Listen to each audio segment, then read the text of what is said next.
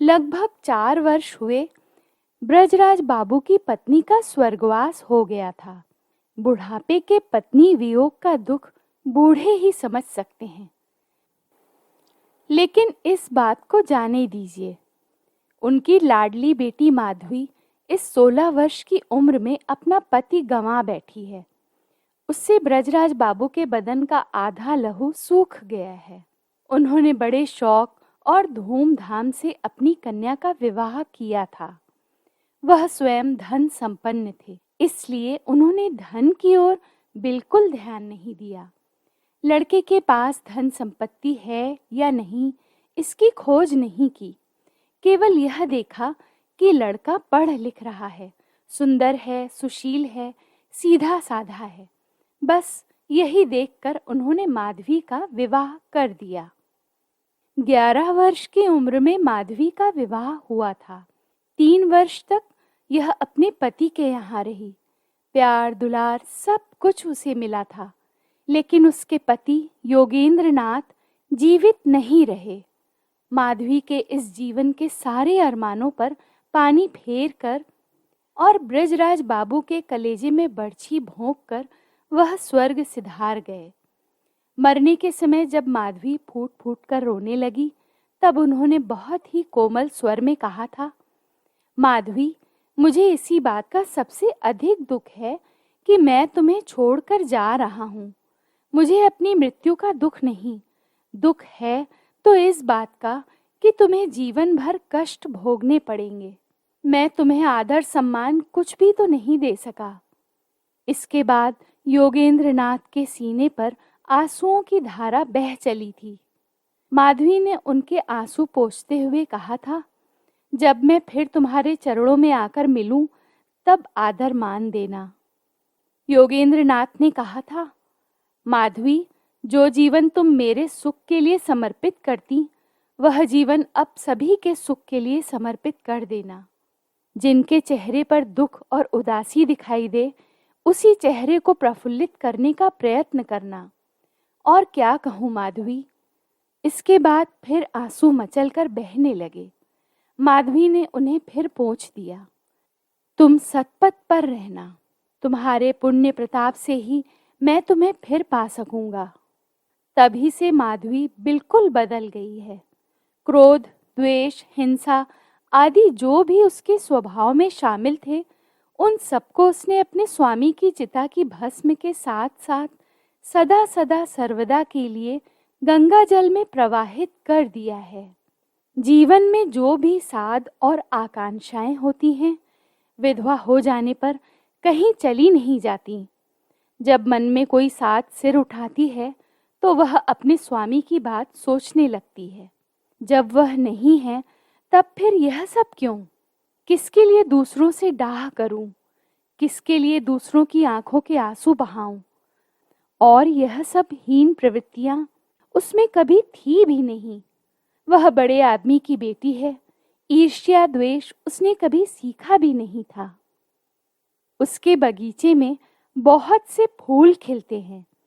पहले वह उन फूलों की माला गूंथकर अपने स्वामी के गले में पहनाती थी, लेकिन अब स्वामी नहीं है, इसलिए उसने फूलों के पेड़ पौधे कटवाए नहीं।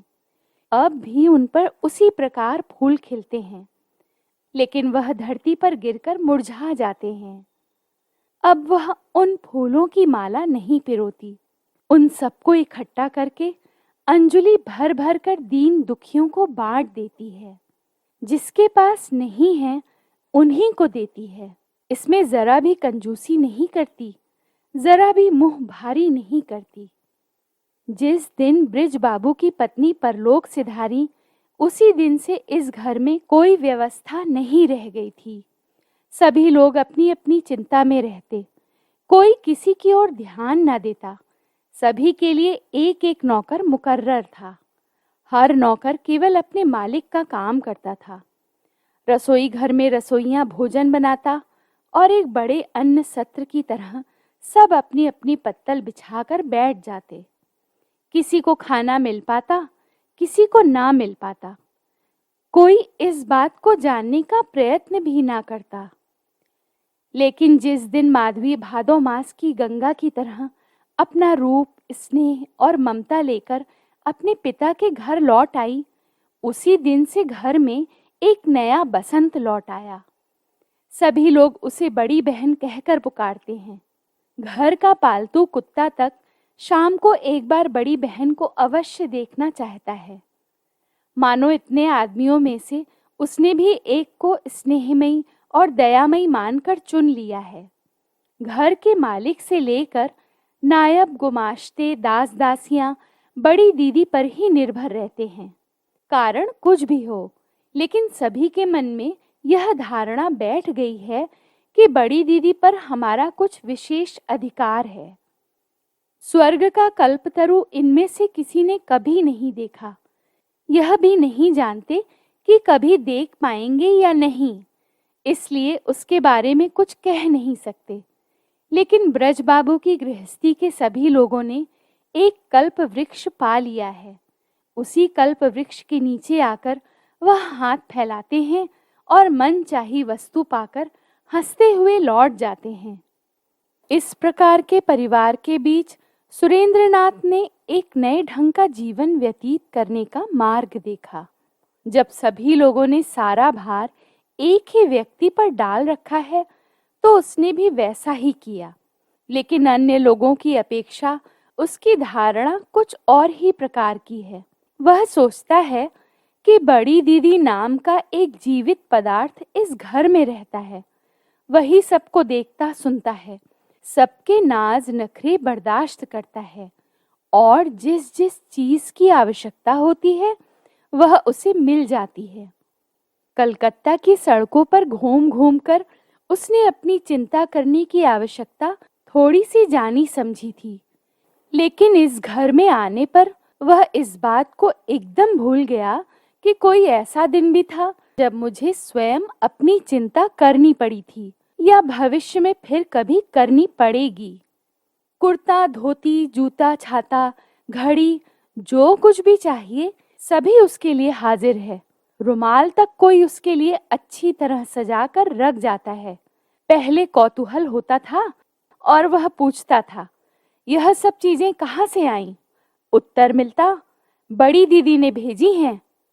आजकल जलपान की प्लेट तक देखकर वह समझ जाता कि यह बड़ी दीदी ने ही बड़े प्रयत्न से सजाया है। गणित के प्रश्न हल करने बैठा तो एक दिन उसे कंपास का ख्याल आया। उसने प्रमिला से कहा, प्रमिला, बड़ी दीदी के यहाँ से कंपास ले आओ। बड़ी दीदी को कंपास से कोई काम नहीं पड़ता, इसलिए उसके पास नहीं था, लेकिन उसने तत्काल ही आदमी को बाजार भेज दिया। संध्या को सुरेंद्रनाथ टहलकर लौटा तो उसने देखा टेबल पर वांछित वस्तु रखी है। दूसरे दिन सवेरे प्रमिला ने कहा, मास्टर साहब, कल बड़ी बहन ने वह भेज दिया है। इसके बाद बीच बीच में एकाध चीज ऐसी मांग बैठता जिसके लिए माधवी बड़े संकट में पड़ जाती। बहुत खोज करती तब कहीं जाकर प्रार्थना पूरी कर पाती।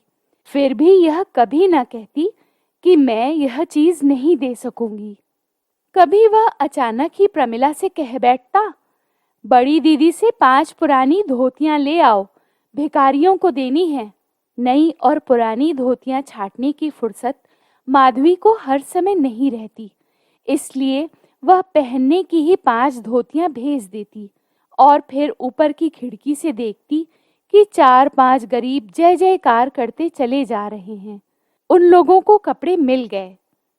सुरेंद्रनाथ के इस प्रकार के छोटे मोटे आवेदन रूपी अत्याचार नित्य ही माधवी को सहने पड़ते, लेकिन धीरे धीरे माधवी को इन सब बातों का ऐसा अभ्यास हो गया कि अब उसे कभी ख्याल ही नहीं आता कि उसके घर में कोई नया आदमी आकर नित्य प्रति के कामों में नई तरह के छोटे मोटे उपद्रव मचा रहा है। केवल यही नहीं, इस नए व्यक्ति के लिए आजकल माधवी को बहुत ही सतर्क रहना पड़ता है। काफी खोज खबर लेनी पड़ती है। यदि वह अपनी जरूरत की सभी चीजें स्वयं ही मांग लिया करता तो माधवी की मेहनत आधी कम हो जाती। लेकिन सबसे बड़ी चिंता की बात यह है कि वह अपने लिए कभी कोई चीज मांगता ही नहीं। पहले माधवी यह नहीं जान सकी कि सुरेंद्र नाथ उदासीन प्रकृति का आदमी है। सुबह की चाय ठंडी हो जाती और वह पीता ही नहीं। जलपान को छूने तक का उसे ध्यान न रहता। कभी कभी कुत्ते को खिला देता। खाने बैठता तो खाने की चीजों का रत्ती भर भी सम्मान न करता। एक ओर हटाकर नीचे डालकर छिपाकर रख जाता, जैसे उसे कोई भी चीज न रुचती हो। नौकर चाकर कहते, भास्कर साहब तो पागल हैं, ना कुछ देखते हैं ना कुछ जानते हैं, बस किताब लिए बैठे रहते हैं। ब्रज बाबू बीच बीच में पूछते कि नौकरी की कोई व्यवस्था हुई या नहीं। सुरेंद्र इस प्रश्न का कुछ यूं ही सा उत्तर दे दिया करता। माधवी यह सब बातें अपने पिता से सुनती और समझ जाती कि मास्टर साहब नौकरी पाने का रत्ती भर भी प्रयत्न नहीं करते, इच्छा भी नहीं है। जो कुछ मिल गया है उसी से संतुष्ट हैं। सवेरे 10 बजे ही बड़ी बहन की ओर से स्नान और भोजन का तकाजा आ जाता। अच्छी तरह भोजन न करने पर बड़ी दीदी की ओर से प्रमिला आकर शिकायत कर जाती। अधिक रात तक किताब लिए बैठे रहने पर नौकर आकर गैस की चाबी बंद कर देता। मना करने पर अनसुना कर देता। कहता, बड़ी बहन का हुक्म है। एक दिन माधवी ने अपने पिता से हंसते हुए कहा, बाबूजी, जैसे प्रमिला है ठीक वैसे ही उसके मास्टर साहब हैं। क्यों बेटी? दोनों ही बच्चे हैं। जिस तरह प्रमिला नहीं समझती कि उसे कब किस चीज की आवश्यकता है, कब क्या खाना चाहिए, कब क्या काम करना उचित है, उसके मास्टर भी वैसे ही हैं।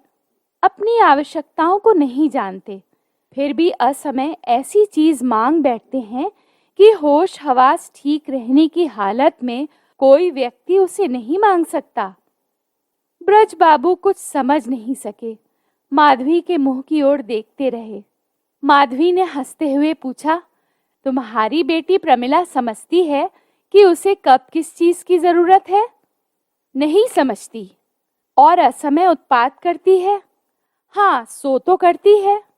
मास्टर साहब भी ऐसा ही करते हैं। ब्रज बाबू ने हंसते हुए कहा, मालूम होता है कि लड़का कुछ पागल है। पागल नहीं है, जान पड़ता है किसी बड़े आदमी के लड़के हैं।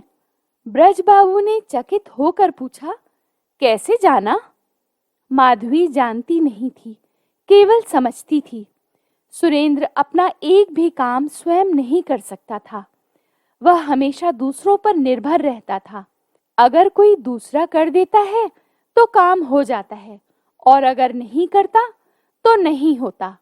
कार्य करने की क्षमता न होने के कारण ही माधवी उसे जान गई है। वह सोचती है कि आरंभ से ही उसमें काम करने की आदत नहीं है। विशेष रूप से उसके नए ढंग से खाना खाने के तरीकों ने माधवी को और भी अधिक चकित कर दिया है। खाने की कोई सी चीज उसे अपनी ओर पूरी तरह आकर्षित नहीं कर पाती। कोई भी चीज वह भरपेट नहीं खाता। किसी चीज के खाने की रुचि नहीं होती। उसका यह बूढ़ों जैसा वैराग्य, बच्चों जैसी सरलता, पागलों जैसी उपेक्षा। कोई खाने को दे देता तो खा लेता है, नहीं देता तो नहीं खाता। यह सब माधवी को बहुत ही रहस्यपूर्ण जान पड़ता है, और इसलिए उसके मन में उसके प्रति दया और करुणा जाग उठी है। वह किसी की ओर देखता नहीं। इसका कारण लज्जा नहीं, बल्कि उसे आवश्यकता ही नहीं होती, इसलिए वह किसी की भी ओर नहीं देखता। लेकिन जब उसे आवश्यकता होती है तो उसे समय और असमय का ध्यान ही नहीं रहता। एकदम बड़ी दीदी के पास उसका निवेदन आ पहुंचता है। उसे सुनकर माधवी मुस्कुराती और सोचती कि यह आदमी बिल्कुल बालकों जैसा सरल और सीधा साधा है।